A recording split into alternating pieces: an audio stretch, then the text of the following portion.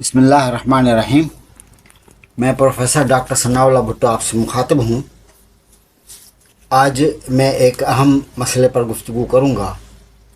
وہ ہے مدر ملک بینکس کا قیام، اس کے جواز اور عدم جواز کے حوالے سے علماء کے اقوال، اور آخر میں اپنی طرف سے تجزیہ پیش کروں گا۔ گزشتہ دنوں یونیسیف کے تعاون سے محکمہ صحت سندھ کی جانب سے Sindh institute of child health Korangi میں مدر ملک بینک کا افتتاح کیا گیا۔ اس سینٹر کے افتتاح کے بعد سوشل میڈیا پر کافی بحث و مباحثہ کا سلسلہ شروع ہوا اور کچھ علماء کی طرف سے اس کے عدم جواز کے فتوے بھی جاری ہوئے۔ مدر ملک بینکس یا سینٹرز کے قیام کا رجحان نیا نہیں ہے، بلکہ تقریباً 100 سال سے بھی زیادہ عرصے ہوا ہے کہ اس کا قیام ہو چکا تھا، اور مختلف یورپی ممالک میں اس کی تعداد بھی بڑھ چکی تھی۔ انسانی دودھ کی جمع کرنے کا عمل جرمنی میں 1909 میں پہلے مدر ملک بینک کے قیام سے ہوا۔ پھر 2019 میں جرمنی میں ایسے سینٹرز کی تعداد 23 ہو گئی۔ جرمنی کے بعد دیگر یورپی ممالک میں یہ رجحان بڑھتا گیا۔ 1985 میں برازیل میں پہلا سینٹر قائم کیا گیا۔ رفتہ رفتہ اس کی تعداد وہاں 217 ہو گئی۔ شمالی امریکہ میں 2014 میں پہلا سینٹر قائم کیا گیا، بعد میں وہاں ان کی تعداد 16 ہو گئی۔ 2022 میں نائجیریا میں پہلے مدر ملک بینک کی بنیاد ڈالی گئی، اور بی بی سی کی رپورٹ کے مطابق وہاں ایک ہفتے میں 200 لیٹر انسانی دودھ جمع ہونے لگا۔ اسلامی ممالک کے حوالے سے 2013 میں ترکی کے بڑے شہر ازمیر میں مدر ملک سینٹر قائم کیا گیا۔ 2019 میں بنگلہ دیش میں مدر ملک بینک کی بنیاد ڈالی گئی، مگر وہاں کے علماء کے احتجاج کے بعد اس کو بند کر دیا گیا۔ 2022 میں ایران میں مدر ملک بینک کی بنیاد ڈالی گئی، اور اب تک وہاں ان کی تعداد 20 سے زیادہ ہو چکی ہے۔ بی بی سی کی رپورٹ کے مطابق دنیا کے 35 ممالک میں مدر ملک بینکس کے سینٹرز قائم ہیں، جن میں 28 یورپی ممالک میں ہیں۔ مدر ملک بینکس کے قیام کا بنیادی مقصد یہ بتایا جاتا ہے کہ وہ نومولود بچے جو کسی وجہ سے ماں کے دودھ سے محروم رہ جاتے ہیں، ان کے لیے ان کو مدر ملک فراہم کیا جائے۔ 1980 میں اقوام متحدہ کے بچوں کی بہبود والے ادارے نے یہ اعلان کیا کہ جو مائیں دودھ ڈونیٹ کرتی ہیں، وہ دودھ ان کے اصلی ماں کے دودھ کا متبادل ہوتا ہے، جبکہ فارمولا دودھ اینٹی باڈیز اور مدافعتی خلیات سے خالی ہوتا ہے۔ اسلامی نقطہ نظر سے اس قسم کے سینٹرز کے قیام کے جواز اور عدم جواز کے حوالے سے 4 موقف ہیں۔ ہم اس ویڈیو میں چاروں مواقف کا تجزیہ کریں گے۔ پہلا موقف، عورتوں کا دودھ نکال کر اس کو ڈونیٹ کرنا یا بیچنا حرام ہے۔ یہ موقف اکثر علماء کا ہے،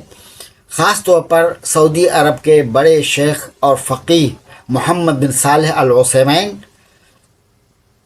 اور سعودی عرب کے مجمع الفقہ الاسلامی کے ممبر ڈاکٹر بکر بن عبداللہ بن محمد کا ہے، اور انہی کی فتویٰ کی بنیاد پر معتمر الفقہ الاسلامی کے مجمع الفقہ الاسلامی نے متفقہ طور پر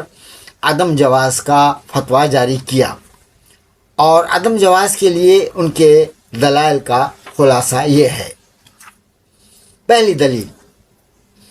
چونکہ ماں کے دودھ پینے کی وجہ سے بچے کے نسب میں حلت و حرمت کا عنصر ہوتا ہے، اور قرآن مجید میں واضح حکم ہے کہ جن عورتوں کے ساتھ نکاح حرام ہے ان میں وہ عورتیں بھی ہیں جنہوں نے بچوں کو دودھ پلایا۔ سورہ النساء کی آیت نمبر 23 میں فرمایا وَأُمَّهَاتُكُمُ اللَّاتِي أَرْضَعْنَكُمْ وَأَخَوَاتُكُم مِّنَ الرَّضَاعَةِ، تم پر حرام کی گئی ہیں تمہاری وہ مائیں جنہوں نے تم کو دودھ پلایا، اور تمہارے دودھ شریک بہنیں۔ رسول اللہ صلی اللہ علیہ وسلم نے فرمایا کہ یحرم من الرضاعہ ما یحرم من النسب، یعنی کوئی عورت اگر کسی بچے کو دودھ پلائے تو وہ اس کی ماں بن گئی، اور دودھ پلانے والی عورت کے بہن بھائی اس بچے کے خالہ اور ماموں ہو جاتے ہیں، اور ساتھ پینے والے بچے بھائی بہن بن جاتے ہیں۔ فقہا نے اس بات پر بھی بحث کی ہے کہ دودھ کی کتنی مقدار محرم ثابت کرتی ہے۔ حضرت علی، حضرت عبداللہ بن عباس رضی اللہ عنہم، اور فقہا میں امام مالک، امام ابو حنیفہ، امام احمد بن حنبل کے قول کے مطابق عورت کا دودھ چاہے 1 گھونٹ بھی کیوں نہ ہو، اگر بچے کے معدے تک پہنچ جاتا ہے تو چاہے کسی طریقے سے بھی پہنچے وہ محرم بنا دیتا ہے۔ کچھ فقہا جن میں داؤد ظاہری، ابو ثور اور ابو عبید کے قول کے مطابق 1 یا 2 گھونٹ محرم نہیں بناتے ہیں۔ دلیل کے طور پر حدیث پیش کرتے ہیں کہ لا تحرم مست ولا مستان۔ ام المومنین حضرت عائشہ رضی اللہ عنہا اور حضرت عبداللہ بن مسعود، حضرت عبداللہ بن زبیر رضی اللہ عنہم، اور فقہا میں امام شافعی، امام احمد بن حنبل کے ایک قول کے مطابق کم از کم 5 گھونٹ محرم بنا دیتے ہیں۔ حنفیہ، مالکیہ اور سفیان ثوری کے نزدیک دودھ خواہ بچے کی ناک میں ڈالا جائے یا کسی برتن میں ڈال کر پلایا جائے تو بھی حرمت ثابت ہو جاتی ہے۔ حنبلی فقہا یہ کہتے ہیں کہ دودھ کا کسی طریقے سے بھی بچے کے معدے میں داخل ہو تو وہ محرم کا سبب بنتا ہے، اس لیے کہ وہ دودھ گوشت اور ہڈیوں کی افزائش اور تقویت کا سبب بنتا ہے۔ ابن قدامہ نے اپنی کتاب المغنی میں لکھتے ہیں کہ اگر متعدد عورتوں کا دودھ نکال کر مکس کر کے بچے کو پلایا جائے تو جس عورت کا دودھ 5 گھونٹ یا اس سے زیادہ ہوگا تو سب عورتیں بچے کی محرم بن جائیں گی۔ اسی طرح شافعیہ اور حنابلہ کے نزدیک دودھ میں اگر پانی یا جانور کا دودھ یا دیگر غذائی اشیاء شامل کی جائیں تب بھی حرمت ثابت ہو جائے گی، اس لیے کہ دودھ کی اپنی غذائیت باقی رہتی ہے اور وہ دودھ بچے کی نشو و نما میں تقویت کا سبب بنتا ہے۔ دوسرا قول، جدید فقہا جن میں علامہ ڈاکٹر یوسف القرضاوی، سابق مفتی اعظم مصر احمد محمد عبدالعال حریدی، مدر ملک بینک کے جواز کے قائل ہیں۔ دلیل کے طور پر یہ بیان کرتے ہیں کہ رضاعت کا بنیادی مفہوم یہ ہے کہ بچہ چھاتی سے ڈائریکٹ دودھ چوس کر حاصل کرے، کسی اور طریقے سے بچے کے معدے میں دودھ داخل کیا جائے تو وہ رضاعت کے ضمن میں نہیں آتا ہے یا رضاعت کے حکم میں نہیں آتا ہے۔ دلیل کے طور پر مزید یہ کہتے ہیں کہ حنفیہ اور مالکیہ کے نزدیک اگر عورت کا دودھ کسی برتن میں نکالا جائے یا اس دودھ میں دوسرا دودھ یا دیگر غذائی اشیاء شامل کی جائے یا اس دودھ کی مقدار سے زیادہ پانی ڈالا جائے کہ دودھ مغلوب ہو جائے یا اس دودھ سے پنیر یا کھیر بنائی جائے اور بچے کو کھلایا یا پلایا جائے تو اس صورت میں حرمت ثابت نہیں ہوتی ہے، اس لیے کہ دودھ اپنی اصلی حیثیت اور صورت کھو بیٹھتا ہے۔ اسی طرح امام ابو حنیفہ، امام مالک کے نزدیک حقنہ یعنی سرنج یا نلکی کے ذریعے دودھ بچے کے معدے کے اندر داخل کیا جائے تو اس عمل سے رضاعت ثابت نہیں ہوتی ہے۔ دوسری دلیل، مختلف عورتوں کا دودھ مکس کر کے بچے کو پلایا جائے تو مقدار کی کمی بیشی کی وجہ سے 5 رضاعات یعنی 5 گھونٹ کسی ایک عورت کا بھی ثابت نہ ہو سکے گا۔ تیسری دلیل، دودھ کو پروسیس کرنے اور گرم کرنے کی وجہ سے اس کی اصلی تاثیر ختم ہو جاتی ہے۔ حنفی فقہا کا اتفاق ہے کہ اگر عورت کے دودھ کو گرم کیا جائے تو اس کی اصلی صفت و کیفیت ختم ہو جاتی ہے، اس لیے کہ اس کے پینے کی وجہ سے حرمت ثابت نہیں ہوگی۔ چنانچہ عورتوں کے دودھ کو جمع کر کے اس کو پروسیس کر کے ضرورت مند بچوں کو پلانے میں کوئی مذاقہ نہیں ہے اور اس عمل سے حرمت ثابت نہیں ہوگی۔ جواز کے قائل یہ بھی دلیل دیتے ہیں کہ تمام علماء کا اتفاق ہے کہ بلڈ بینکس کے قیام کا عمل درست اور جائز ہے، اسی پر قیاس کر کے ملک بینکس کے قیام کو وہ جائز قرار دیتے ہیں۔ تیسرا قول، اردن کے اسلامی اسکالر ڈاکٹر عمر بن سلیمان الاشقر اور دیگر علماء کا موقف یہ ہے کہ اگر شدید ضرورت محسوس کی جائے تو پھر مدر ملک بینکس کے قیام جائز ہے،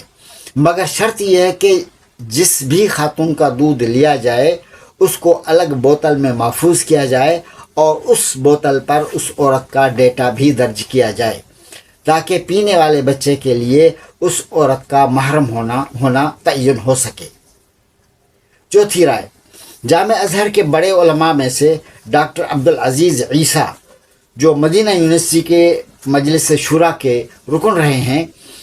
اور شیخ عبدالحلیم جندی جو مصر کے مجلس الاعلیٰ للشؤون الاسلامیہ کے چیئرمین رہے ہیں، اور دیگر چند علماء کا موقف یہ ہے کہ بہتر یہی ہے کہ اس معاملے میں توقف اختیار کیا جائے۔ تجزیہ، مدر ملک بینکس کے جواز اور عدم جواز کے حوالے سے میں نے 4 موقف ذکر کیے ہیں۔ میرے نزدیک آخری موقف صحیح اور بہتر رہے گا، یعنی توقف اختیار کر لینا چاہیے، اس لیے کہ علماء کا اصول ہے کہ جس معاملے میں علماء کا اختلاف ہو اور ہر ایک کے پاس قوی دلائل ہوں تو پھر اس معاملے میں درمیانی راستہ اختیار کر لینا بہتر ہی رہے گا۔ جواز کے لیے یہ دلیل پیش کی جاتی ہے کہ دودھ کو پروسیس کرنے اور دیگر غذائی اشیاء شامل کرنے کی وجہ سے رضاعت والا حکم ثابت نہیں ہوتا ہے اور حرمت کا اصل سبب رضاعت ہی ہے، مگر اس کے مقابلے میں شافعیہ اور حنابلہ کہتے ہیں کہ حرمت کا سبب محض رضاعت نہیں ہے، بلکہ بچے کے معدے کے اندر دودھ کسی بھی شکل میں داخل ہو جائے تو حرمت ثابت ہو جائے گی، اس لیے کہ اس دودھ کی غذائی حیثیت قائم ہی رہے گی اور بچے کے نشو و نما کا سبب بنے گا۔ مدر ملک بینکس کے قیام کے جواز کے حوالے سے بلڈ بینکس سے قیاس کر کے جائز قرار دیتے ہیں، مگر یہ استدلال بھی درست نہیں ہے، اس لیے کہ علماء نے بلڈ بینکس کے جواز کے لیے اس لیے قائل ہے کہ خون کا کوئی دوسرا متبادل نہیں ہے، جبکہ ماں کے دودھ کے کئی غذائی چیزیں یا گائے بکری کا دودھ قریبی متبادل ہے، اور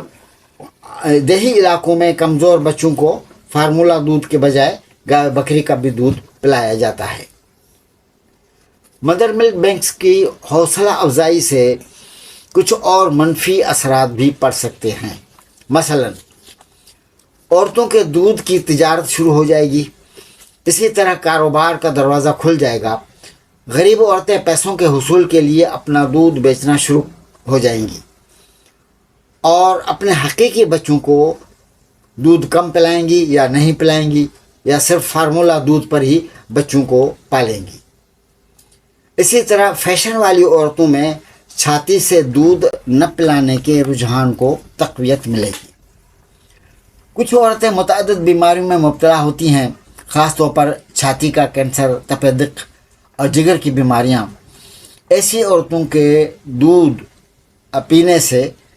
بچوں کو بھی وہ بیماریاں لگ سکتی ہیں۔ ڈونیٹ کرنے والی سب عورتوں کے دودھ کی ٹیسٹ کرنا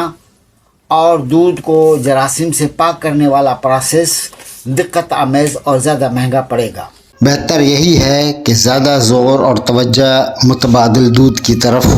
دی جائے، اور یہ بھی بہتر رہے گا کہ وہ نومولود بچے جن کی مائیں فوت ہو چکی ہوں ان کے لیے ایسی عورتوں کو تلاش کیا جائے جو رضاکارانہ یا معاوضے کے ساتھ بچوں کو اپنی چھاتی سے دودھ پلائیں، اور حکومت ایسی عورتوں کی ہمت افزائی پر خرچ کرے۔ اس عمل سے مدر ملک سینٹرز کے قیام سے زیادہ اثرات مرتب ہوں گے۔ وصلی اللہ تعالی علی خیر خلقہ محمد وعلی آلہ واصحابہ اجمعین۔